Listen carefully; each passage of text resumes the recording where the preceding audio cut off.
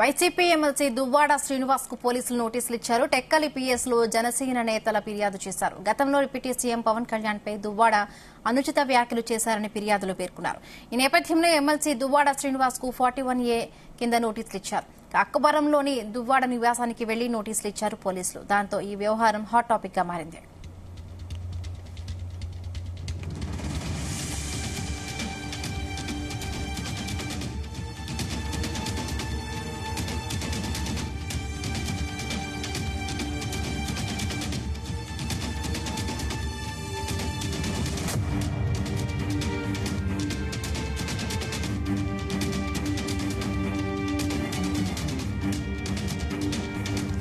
YCP MLC Duvvada Srinivas కు పోలీసులు నోటీసులు ఇచ్చారు. టెక్కలి పిఎస్ లో జనసేన నేతలు ఫిర్యాదు చేశారు.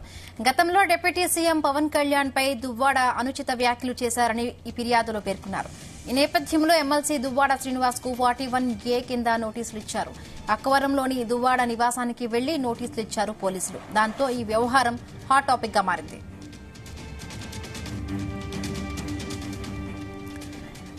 ఇదే అంశానికి సంబంధించి మరిన్ని పూర్తి అప్డేట్స్ మా ప్రతినిధి దుర్గా ప్రసాద్ అందిస్తారు. ఏదైతే ఎమ్మెల్సీ దువ్వాడ శ్రీనివాస్ మెడకు ఉచ్చి తగిలిందని చెప్పుకోవచ్చు. ఉచ్చి బిగిసిందనడానికి కారణం కొద్దిసేపటి క్రితమే ఎమ్మెల్సీ దువ్వాడ శ్రీనివాస్ కు 41A కింద టెక్కలి పోలీసులు నోటీసులు అందజేశారు. శ్రీకాకుళం జిల్లా టెక్కలి అసెంబ్లీ నియోజకవర్గ పరిధిలో పలు కార్యక్రమాల్లో ఉన్న దువ్వాడ శ్రీనివాస్ ఆయన నివాసం ఏదైతే ఉందో టెక్కలి అక్కవరం హైవే ప్రాంతంలోనున్న నివాసానికి టెక్కలి పోలీసులు అయితే ఈ నోటీసులు అందజేశారు. గడిచిన కొంతకాలంగా ఏదైతే పవన్ కళ్యాణ్ జనసేన అధినేత పవన్ కళ్యాణ్ పై ఏదైతే వివాదాస్పద వ్యాఖ్యలు చేశారనే దానిపై టెక్కలి నియోజకవర్గ జనసేన పార్టీ సమన్వయకర్త కనితి కిరణ్ కుమార్ ఇచ్చిన ఫిర్యాదు మేరకు టెక్కలి పోలీసులు నోటీసులు జారీ చేశారు. ముఖ్యంగా 2019 నుంచి 2024 వరకు వైఎస్ఆర్ కాంగ్రెస్ పార్టీ అధికారంలో ఉన్నప్పుడు పవన్ కళ్యాణ్ పై ఎన్నో సందర్భాల్లో అసందర్భమైన వ్యాఖ్యలు చేశారు, బయటకు చెప్పుకోలేని వ్యాఖ్యలు చేశారంటూ జనసేన నేతలు అయితే ఫిర్యాదు చేసిన సందర్భం ఉంది. ఈ ఫిర్యాదు నవంబర్ నెల 18వ తారీఖున టెక్కలి సిఐకి అందజేయడంతో కేసు నమోదు చేసి 41A కింద అయితే ప్రస్తుతానికైతే నోటీసులు జారీ చేసి దువ్వాడ శ్రీనివాస్ కి అయితే నోటీసులు ఇవ్వడం జరిగింది. అయితే దీనికి సంబంధించి సెక్షన్ల ప్రకారం కేసు నమోదు చేసే అవకాశం ఉన్నందున దువ్వాడ శ్రీనివాస్ ను అరెస్టు చేయొచ్చనే విషయం కూడా చర్చ నడుస్తుంది.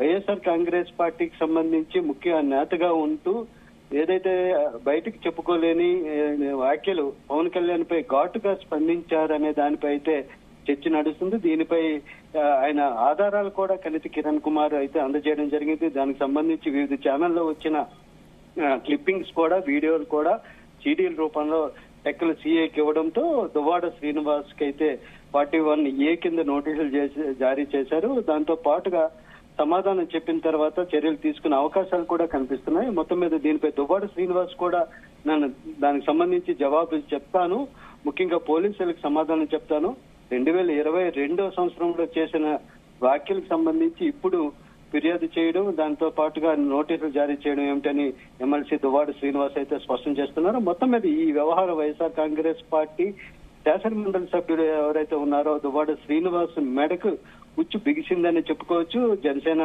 అధినేత పవన్ కళ్యాణ్ పై బయటికి చెప్పుకోలేని విధంగా ఎన్నో రకాల వ్యాఖ్యలు చేయడంతో పాటు వారాహి సభలకు తాగి ప్రయాణిస్తున్నారని చెప్పేసి అదేవిధంగా ఎన్నో రకాలుగా బ్రోకర్ అంటూ అదేవిధంగా బయటికి చెప్పుకోలేని వ్యాఖ్యలు కూడా ఈ ఫిర్యాదులో పొందుపరచడంతో ఎలాంటి చర్యలు తీసుకుంటారు, ముఖ్యంగా దువ్వాడ శ్రీనివాస్ ఎలాంటి సమాధానం చెప్తారనే దానిపై అయితే ప్రస్తుతానికి సస్పెన్స్ గా ఉన్నప్పటికీ మొత్తం మీద ఎమ్మెల్సీ దువ్వాడ శ్రీనివాస్ కి ఈరోజు 41A నోటీసులు మధ్యాహ్నం 12 గంటల సమయంలో టెక్కలి హైవే ప్రాంతంలోని అక్కవరంలోని దువ్వాడ శ్రీనివాస్ నివాసానికి వెళ్లి టెక్కలి పోలీసులు అయితే అందజేయడం జరిగింది. దీనిపై ఎలాంటి చర్యలు ఉంటాయనేది మనం తెలుసుకోవచ్చు. Sumabindu. Okay Durga Prasad, thank you.